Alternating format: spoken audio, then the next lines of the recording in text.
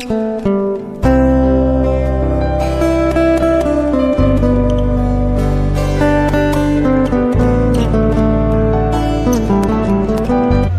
warahmatullahi wabarakatuh. Sana hari ko kita berada di Puncak Lawang di salah satu kafe kawan kita. Jadi hari ko sana kita nak membahas terkait apa yang viral di media sosial hari ko terkait dari pemahaman barat, yaitunya filsafat stoik bahasanya.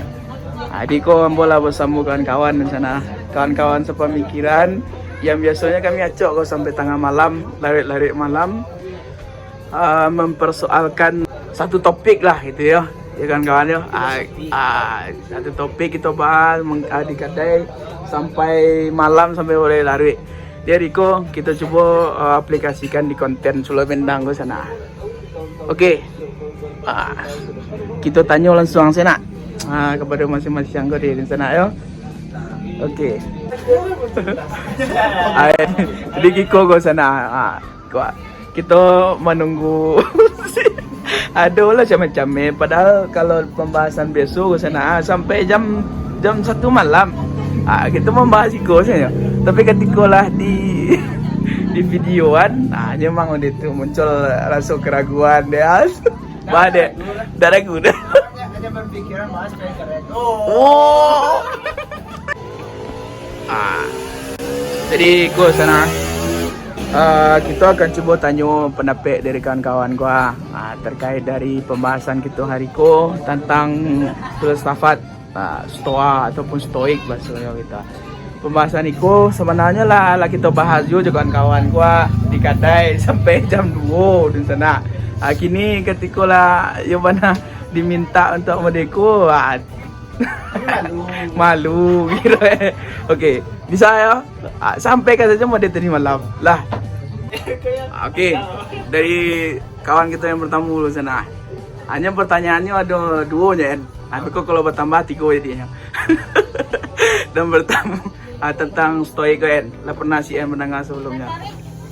Stoik, Ya. tentang stoik. Stoik itu bagaimana cara menciptakan kebahagiaan.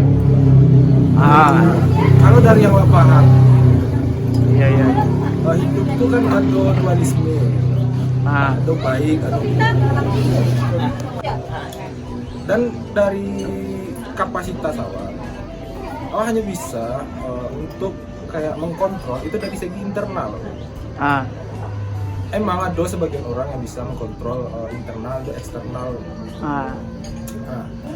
Kalau dikaitkan dengan stoik yang paham gitu, awak tuh dari segi pandang awak berusaha untuk menciptakan suatu kondisi yang dimana kondisi yang bisa full untuk awak kontrol itu hanya dari sudut pandang internal awak sendiri. Mengenai internal atau pendapat orang lain gitu, bukan ndak awak atau awak kesampingkan gitu. Tapi hanya berusaha untuk mentotalitaskan dimana menciptakan untuk kebahagiaan. Jadi memang hanya dari sudut pandang internal sih. Dari diri sendiri kan. Kalau dari sudut pandang awak mengenai stoik itu ya bagaimana cara awak tuh untuk menciptakan kebahagiaan dengan memaksimalkan pemahaman awak terhadap diri awak, kembali ke diri awak, ke internal awak gitu. Oke. Mengenai eksternal Oke, tentang eksternal tadi kan. Tapi ke CSN ya berarti awaknya internal yang bisa awak pegang gitu kan, yang bisa awak kendalikan, kemudian itu Basui. Kini ya permasalahan dari luar kawak go tentu tidak mungkin dan pasti akan adunya gitu, anda akan bisa awak menahannya dan akan pernah dan akan mungkin awak asuhan begitu. Dari CN dia menanggapi kan ada banyak persoalan begitu kan dari eksternal dari luar begitu. Gitu. Contohnya sih kayak awak melakukan sesuatu, ya itu dibenci oleh seseorang. Awak boleh ingin memahami kenapa orang membenci, tapi jangan jadikan itu sebagai satu yang mempengaruhi tindakan awak. Contohnya ingin berbuat baik, gitu kan. Orang berpikir kan contohnya kayak Wah ingin kayak memberikan sumbangan dan dokumentasikan. Ya. Dari sudut pandang dan tujuan Wah itu hanya ingin untuk memotivasi orang. Tapi ada sebagian orang yang menganggap itu ria atau kayak show off kebaikan. Iya. Nah kalau di stoikism ya orang yang menerapkan ilmu stoik atau stoik dalam hidup, ini akan melihat dari di sudut pandang dirinya sih. Niatnya baik, ingin men-share kebaikan supaya orang timbul keinginan. Memotivasi timbul ya. Memotivasi. Jadi tidak menjadikan sudut pandang orang yang negatif terhadap diri itu merusak tujuan awalnya. Jadi berhentinya untuk masyarakat misalnya buat baik beko gara-gara komenan orang. Bisa jadi ya. Terpengaruh oleh faktor eksternal tadi. Tuh. Siap. Kalau dari sudut pandang itu memahami stoik. Siap. Sampai ya, Dan? Sampai kira-kira? Sampai. Oke. Sampaikan saja. Siap. Nah, ini kita kawan kita yang kedua sudah dari CN. Dedi Syafri. Dek. Dek. Alah pernah kan mendengar stoik ke apa? Stoik ala. Jadi gini menurut pandangan ataupun perspektif dari seorang Dedi, apa stoik itu? Stoik itu kan sebenarnya aliran cara berpikir yang dikemukakan oleh filsuf Yunani kuno. Tidak salah 18 sebelum Masehi, 18 sebelum Masehi. Iya, siap lah lama dah. Jadi kini itu baru angin kan itu. Iya. Sebenarnya simpelnya stoik itu pasrah atau tawakal gitu kan, mengendalikan hal-hal yang bisa kendalikan. Itu sebenarnya simpelnya, mengontrol hal-hal yang bisa kita kendalikan gitu. Iya. Dan untuk hal-hal yang tidak bisa kendalikan itu tidak jadi soal bagi dirinya gitu, dan mempengaruhi dirinya sendiri gitu, sehingga dia bisa menciptakan kebahagiaan gitu kan. Oke. Mungkin ya itulah. Itu deh ya. Tadi dari CN kan disampaikan tadi dek. Karena dulu dari luar kontrol awak yang tidak bisa awak kendalikan kan gitu. Dan sabi CN tadi contohnya kalau yang berpasrah kan ya konsepnya beko takut orang salah pemahaman gitu kan. Pasrah apakah berarti tidak ada persiapan beko kan, tidak ada ikhtiar kan gitu. Apa ada deh? Yang pasrah yang dimaksudkan setelahnya berusaha sebaik mungkin. Contohnya kayak Rika. Sederhananya kayak seseorang yang memiliki yang sedang berpacaran atau dekat lah gitu kan. Oke. Ini olah melakukan yang terbaik dari hanya perhatian gitu, kasih sayang, kecewanya gitu kan. Iya. Dan tanpa diduga diputuin si ceweknya gitu kan. Jadi ketikanya lah bahagiakan yang terbaik itu tetap diputuin aja si cewek itu, dan baginya tidak jadi soal, jadi masalah gitu kan. Itulah kira-kira stoik tuh ya. Jalannya lah melakukan yang terbaik karena sejatinya hal-hal yang baik itu kan kembali kepada diri sendiri. Siap. Oke. Yo nanti nak muda mana ya. Tapi kada pek dek, nak muda Minang kan dak cewek ada dek. Sakit boleh ambil oleh cewek. Bagi lah selesai dek. Bagi kira-kira. Itu ya. Itulah gini. Itu insyaallah nak. Jadi. Kau kawan gitu Abdi sana. Dari Abdi Badi. Ya kau nak tahan. Abdi kau orangnya sana. Dia tentang kebahagiaan tadi di. Abdi mengukur kebahagiaan Abdi sudah. Kebahagiaan. Ya. Belum tahu lah. Tapi gini. Tadi stoik. Ya. Karena stoik itu tadi malam. Tadi malam Abdi kau baru jauh kan. Tapi gini. Cuma prakteknya lama gitu. Tuh kalau kawan itu kan stoik itu kan bahasa Yunani ya. Kalau dalam Islam lah lama sebenarnya kan gitu. Prinsip sebenarnya stoik itu. Cara bernalar gitu kan. Jadi dalam Islam itu ya semacam jangan cabdi lah karena. Iya. Walaupun anak tahu, tapi dalam prakteknya lah melakukan. Itu intinya dek. Jadi kawan kami ini sebenarnya lah paling stoik di antara kami itu masalah bahasanya. Jadi itu sih jadi berarti ikhlas ya dia atau apa? Tadi baca di Google tadi ya. Jadi ya. Cara hidup yang menekankan dimensi internal manusia. Seseorang stoik dapat hidup bahagia ketika ia tidak terpengaruh oleh hal-hal luar dari dirinya. Kan itu ceknya di Google kan. Iya. Itu Google apa? Siap. Iya.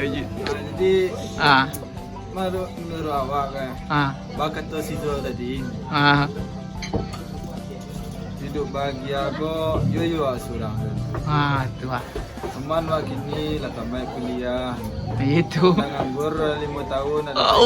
Itu jadi.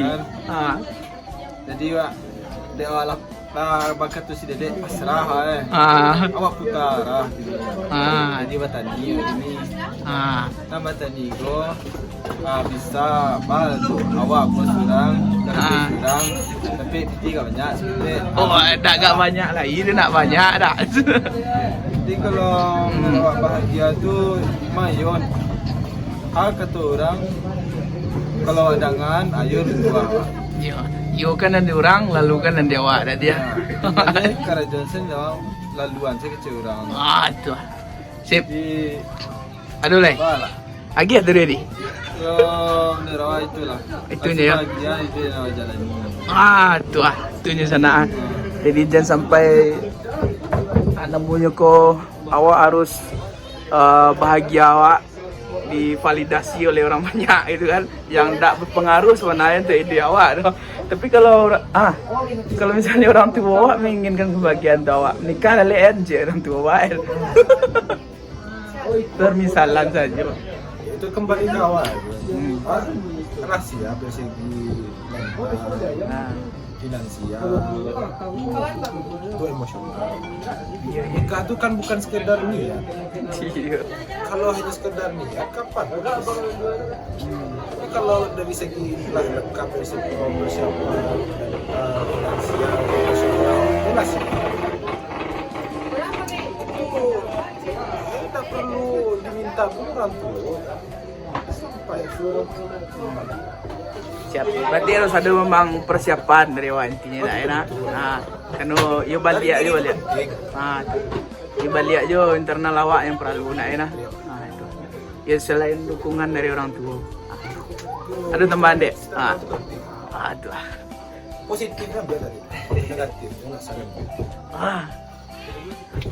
Wah, belum nikah dek. Iya. Menikah itu ibadah. Siap. Banyak hukum-hukumnya. Ketika lah mampu kalau pribadi tak mampu bisa masuk sampai sini itu kan finansial, emosional dan sebagainya. Gas. Siap. Tapi gini lah tuh nih. Iya. Kan kau bos gitu ini ya. Bosnya lu nando rencana ini leh. Kalau nado ada jodoh. Oh lah ada jodoh yang mulia. Jodoh. Oke. Sekian sana. Selamat menikmati kerupuk kuah. Oke, sana. Itu tadi pembahasan dari kawan-kawan itu tentang filsafat stoikisme ko. Jadi mudah-mudahan menjadi pemantik diskusi lah untuk kita bersama. Dan jikalau ada beko pendapat dari kami, perspektif dari kami ada sesuai dengan kawan, boleh di komen di kolom komentar. Insyaallah akan kita balik. Dan jelai kan kawan, ya kami bukanlah orang yang ahli dalam bidang stoiko. Kami sama-sama belajar. Sama-sama diskusi di situ, kita buka lo forum-forum ketek-ketek kawan-kawan di situ. Jadi ya mudah-mudahan jadi pemantik diskusi untuk bersama, membuka mindset berpikir kita, cara awal berpikir kita menjadi luwe kan gitu itu saja intinya sana. Di bare ibu dua kacian lalu sudah sana pekakian lalu langkau mana. Jika belaya mana pindapi kau kata tapi di buayo, kau kata tapi di gelombang. Tak mungkin si butuh kami membiang, si lumpuh kami nari, si bisu kami nyanyi. Intinya kami beraja, saling beraja saja kita. Dan tunggu insyaallah sana buku dari Sula Benang Project yang kedua. Kita akan membahas tentang filosofi terasko ataupun filsafat stoikisme dalam pengertian ada Minangkabau, yaitu filosofi surau sana. Terasko kita ganti surau. Tunggu sana ya. Assalamualaikum warahmatullahi wabarakatuh.